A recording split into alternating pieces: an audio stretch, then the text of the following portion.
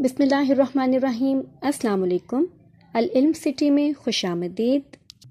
Students, एक उस्ताद की हैसियत से मैं जानती हूँ कि हमारे स्टूडेंट्स को किस किस तरह के मसाइल का सामना करना पड़ सकता है, और मैं ये भी जानती हूँ कि एक उस्ताद का ही फ़र्ज़ होता है हर लिहाज से गाइडेंस फराहम करना। बहुत से स्टूडेंट्स को ये मसला पेश आता है कि वो सबक ठीक से याद नहीं कर पाते, और अगर याद कर लेते हैं तो उसे जल्दी भूल जाते हैं।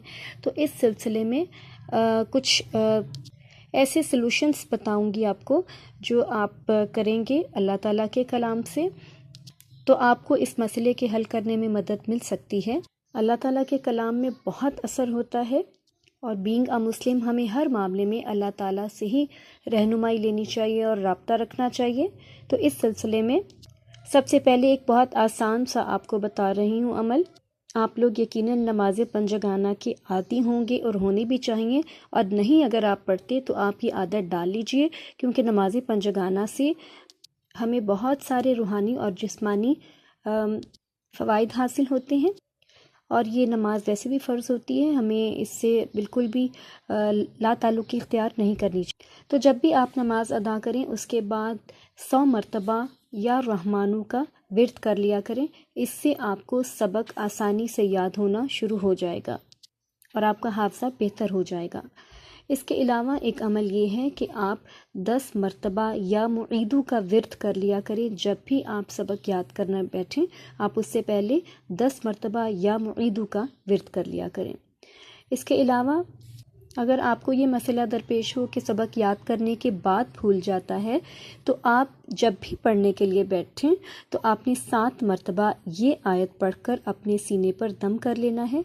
इंशाअल्लाह आपको सबक नहीं भूलेगा। रब्बिश रहली सदरी वयस्सिरली अमरी वहलुल उक़दतम मिन लिसानी यफ़क़हू क़ौली। इसके अलावा एक बहुत खूबसूरत विर्द बता रही हूँ आपको। ये बहुत खूबसूरत दुआ है, कुरानी दुआ है, और अल्लाह ताला ने रसूल पाक को हिदायत की थी। रब्बी ज़िदनी इल्मा, यानी ए रब मेरे इल्म में इजाफ़ा फरमा। तो ये हमारी नबी की सुन्नत भी है इस दुआ का विर्द करना, और तलबा तालिबात को चलते फिरते खुली तादाद में इसका विर्द करते रहना चाहिए।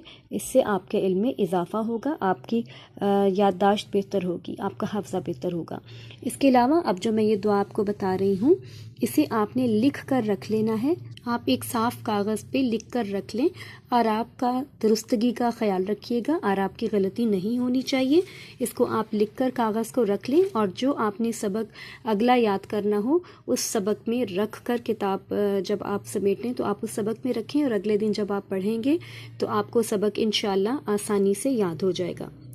यानी एक तो आपने इस दुआ को लिख कर किताब के अंदर भी रखना है, और सबक याद करने से पहले एक बार इसको पढ़ भी लेना है। तो इंशाअल्लाह आपको बहुत आसानी से सबक याद हो जाएगा। मैं आपको पढ़ के सुना देती हूँ।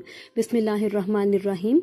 व इज़ नतक़नल जबला फ़ौक़हुम कअन्नहु ज़ुल्लतुन व ज़न्नु अन्नहु वाक़िउम बिहिम ख़ुज़ू मा आतैनाकुम बिक़ुव्वतिन वज़्कुरू मा फ़ीही लअल्लकुम तत्तक़ून।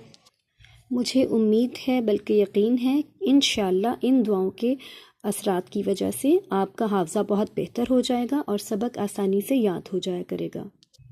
अपना बहुत ख्याल रखिएगा। जल्द ही मैं आपको इम्तिहान में कामयाबी का वजीफ़ा भी बताऊंगी, तो अगले लेक्चर का इंतज़ार कीजिएगा। अल्लाह हाफ़िज़।